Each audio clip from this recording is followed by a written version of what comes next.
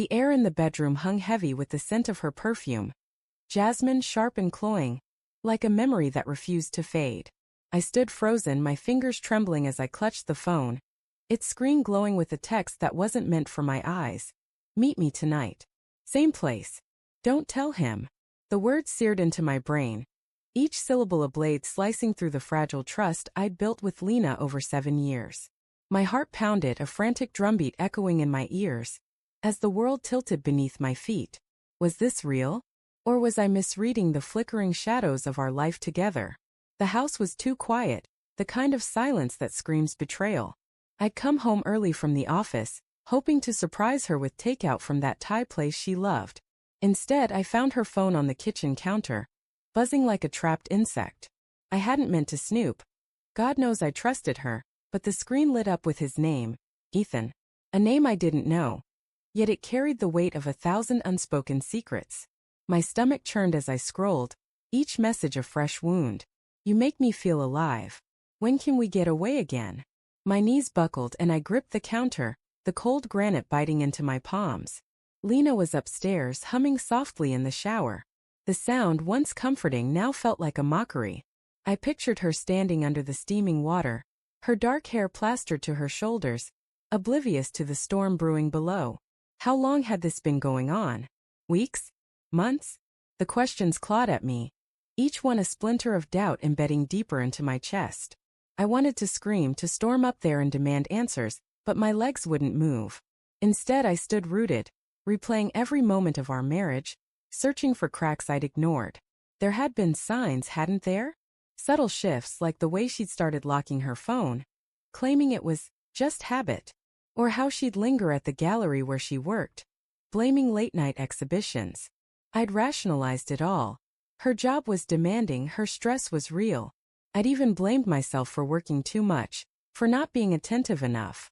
But now those excuses crumbled like ash. The late nights, the distracted smiles, the way she'd pull away when I reached for her in bed. It all pointed to this. To Ethan. I forced myself to move, my footsteps heavy as I climbed the stairs. The bathroom door was ajar, steam curling out like a ghostly hand. Lena.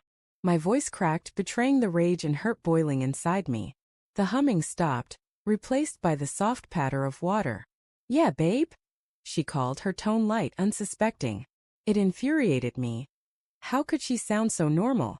I pushed the door open, the heat hitting my face like a slap. She stood there, wrapped in a towel, her eyes wide with surprise.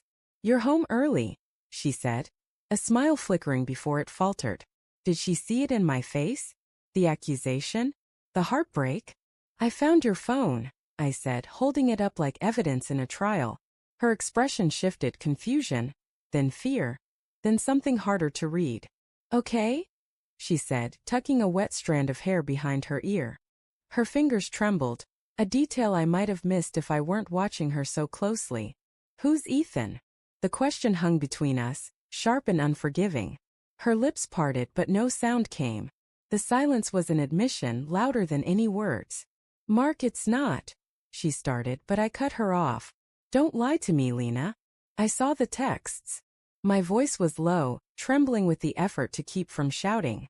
Her eyes darted to the phone, then back to me, and I saw it, the guilt flickering like a candle about to go out. It's not what you think, she said, stepping toward me. I backed away, the distance between us a chasm now. Then what is it? I demanded. Tell me I'm wrong. Tell me you're not sneaking around with some guy behind my back. She wrapped her arms around herself, as if shielding her heart from my words. Ethan's just a friend, she said, but her voice wavered, thin and unconvincing. A friend you meet in secret? I snapped. A friend who makes you feel alive? Her face crumpled, and for a moment I thought she'd cry. But then her jaw tightened, and she looked at me with something like defiance. You don't understand, she said. You've been so distant, Mark. Always working, always distracted. I needed someone to see me. Her words hit like a punch, twisting the knife of my own guilt. Had I pushed her away? Had my late nights at the firm, my obsession with providing for us, driven her to this? But no, I wouldn't let her turn this on me. So you cheated? I asked, my voice raw. Instead of talking to me, you ran to him? She flinched but didn't answer. The silence was deafening, confirming everything I feared. The next hour was a blur of accusations and half-truths. She admitted to meeting Ethan, a curator at the gallery, for coffee, then drinks, then more. It wasn't planned, she kept saying, as if that made it better. It just happened. Each word eroded the foundation of our life together, leaving me stranded in a sea of doubt. I wanted to hate her, to walk away and never look back, but love is a stubborn thing.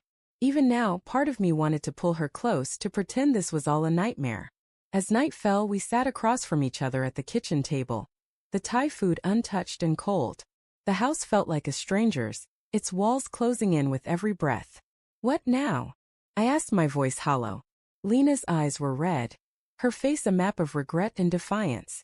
I don't know, she whispered. I love you, Mark, but I don't know if that's enough anymore. Her words were a death knell, yet they carried a strange relief. At least she was honest now. Then came the knock at the door, sharp, insistent, shattering the fragile quiet. I opened it to find Lena's parents, their faces etched with concern. We heard you fighting, her mother said, stepping inside uninvited. Her father's gaze was colder, appraising. What's going on? He demanded. Before I could answer, Lena spoke, her voice steady now. Mark knows about Ethan. The room spun as her parents exchanged a glance, one that told me they'd known all along. You knew? I asked, my voice rising. Her father nodded, unapologetic. She told us weeks ago. She was unhappy, Mark. You weren't there for her. The betrayal deepened, a wound that spread beyond Lena to the people I'd called family. Her mother's voice was softer, but no less cutting. You need to fix this, she said. Give her half the house, let her start over. You owe her that much. I laughed, a bitter, broken sound. Owe her? After she cheated? The words hung in the air, unanswered. Lena's parents stood firm, their loyalty to her unwavering, while I stood alone, the house I'd built for us now a battleground. As they left, Lena reached for my hand, but I pulled away. The final twist came not from her words, but from the realization that I'd lost more than my wife. I'd lost the illusion of a life I thought was mine.